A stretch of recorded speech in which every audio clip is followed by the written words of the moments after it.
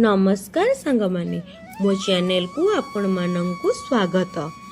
आज आम भिडियोटी जानिबा धनवान नारीर 30 प्रमुख लक्षण विषय।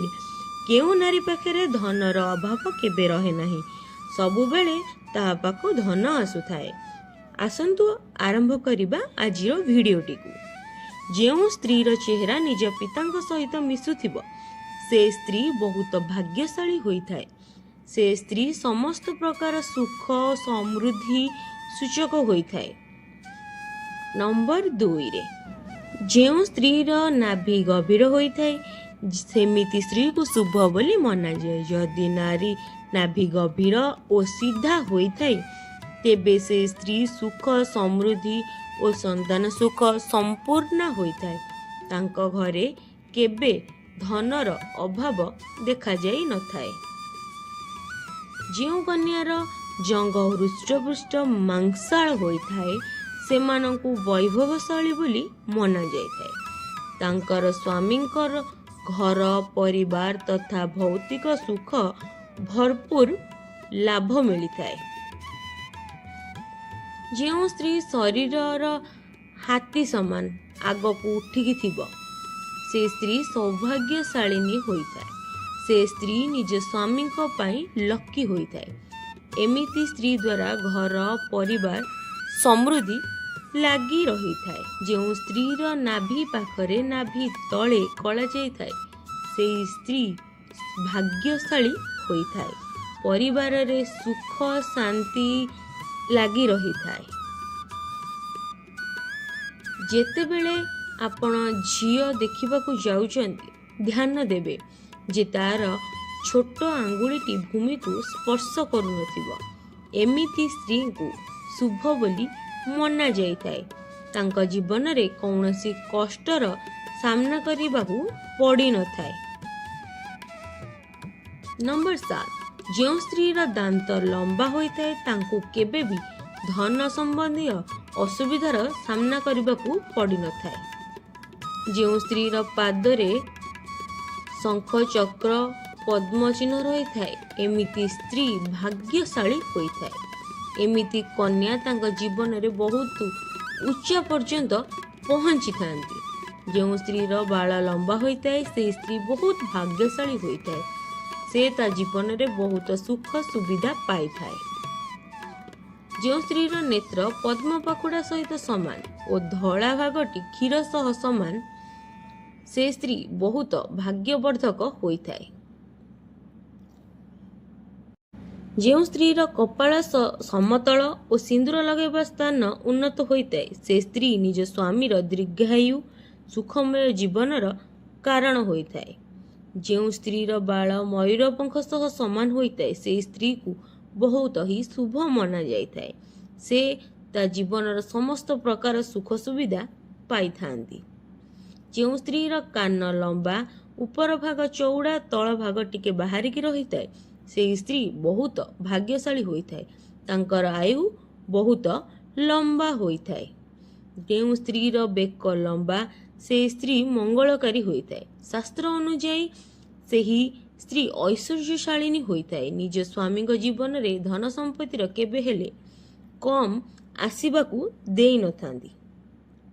जो स्त्रीर कहूणी गोल कोमल होइथाए सेमिति स्त्रीर पूरा जीवन सुख सुविधारे परिपूर्ण होइथाए एवं तांका परिवारर एहा लाभ उठेई थांती। जो स्त्रीर पाद आंगुळीटी गोल अल्प टिके उठिकी रहिथिबो ता सहित हल्का लाल रंगर होइथिबो से स्त्री निज परिवार पई लकी भाबरे घोषित होइथांती। जो स्त्रीर कहूणी सर्प आकारर होइथाए एवं पादरे त्रिकोण चिन्ह रही है से स्त्री अत्यधिक बुद्धिमती भाग्यशाली होता है। निजर चतुरता बुझामणा कारणरू पूरा परिवार को सुख शांति रे रखी थांती। जो स्त्रीर आखि बड़ होता है से स्त्री दयालु परोपकारी होता है। ता भितरे सबु बेले अन्यर सहायता करने पई भावना रही है एवं जो घरे तार विवाह होता है सेही घरे केबे हेले धन संपत्तिर कमी होई न थाए। जो स्त्री डाहाण भाग अपेक्षा बाम भागे अधिक कला जाए से स्त्री बहुत भाग्यशाली होता है। ସେ ସ୍ତ୍ରୀ ନିଜ ପତି ଶାଶୁ ଶ୍ୱଶୁର ଘର ପାଇଁ ଭାଗ୍ୟଶାଳୀ ହୋଇଥାଏ। ତାଙ୍କ ଜୀବନରେ କେବେ ବି ଧନର ଦୌଲତର ଅସୁବିଧା ହୋଇନଥାଏ। ଯେଉଁ ସ୍ତ୍ରୀର ପାଦ ଲମ୍ବା ହୋଇଥାଏ ସେ ସ୍ତ୍ରୀ ମା ଲକ୍ଷ୍ମୀଙ୍କ ସ୍ୱରୂପ ହୋଇଥାନ୍ତି। ତାଙ୍କ ଜୀବନରେ କେବେ ହେଲେ ଧନ ସମ୍ପତ୍ତିର ଅଭାବ ହୋଇନଥାଏ। ମାତା ଲକ୍ଷ୍ମୀଙ୍କ ଆଶୀର୍ବାଦ ସର୍ବଦା ତାଙ୍କ ଉପରେ ରହିଥାଏ। ଯେଉଁ ସ୍ତ୍ରୀ ମଥା ମଝିରେ କଳା ଯାଇ ରହିଥାଏ ସେହି ସ୍ତ୍ରୀ ଅତ୍ୟନ୍ତ ଧନୀ ସମ୍ପୂର୍ଣ୍ଣ ବ୍ୟକ୍ତି ସହ ବିବାହ କରିଥାଏ। ତାଙ୍କ ଜୀବନରେ ସମୃଦ୍ଧି ଭରପୁର ହୋଇ ରହିଥାଏ। ଯେଉଁ ସ୍ତ୍ରୀ ଚାଲିଲା ବେଳେ ଧୂଳି ଉଡୁଥାଏ ସେ ନିଜ ପରିବାର ପାଇଁ ଶର୍ମଦାରୀ କାରଣ ହୋଇଥାଏ। ଯେଉଁ ସ୍ତ୍ରୀ ଓଠ ଲାଲ କୋମଳ ହୋଇଥାଏ ସେ ବହୁତ ଭାଗ୍ୟଶାଳୀ ହୋଇଥାଏ। ସେମାନଙ୍କ କାରଣରୁ ତାଙ୍କ ପରିବାରରେ କେବେ ହେଲେ ଧନ ସମ୍ପଦର କମି ରହିନଥାଏ। ଯେଉଁ ସ୍ତ୍ରୀର ମଥା ଚଉଡ଼ା ହୋଇଥାଏ ତାଙ୍କ ଭାଗ୍ୟ ବହୁତ ଉଚ୍ଚା ହୋଇଥାଏ। ଯଦି କୌଣସି ସ୍ତ୍ରୀର ମଥା 3 ଆଙ୍ଗୁଳିରୁ ଅଧିକ ଚଉଡ଼ା ତା ସହିତ ଅଧା ଚନ୍ଦ୍ରମା ଆକୃତିର ହୋଇଥାଏ ତେବେ ଏମିତି ସ୍ତ୍ରୀ ଘରକୁ ଯାଇଥାଏ ସେ ଘରେ ଧନ ଭରଣ ପୋଷଣର କେବେ ବି କମି ହୋଇନଥାଏ।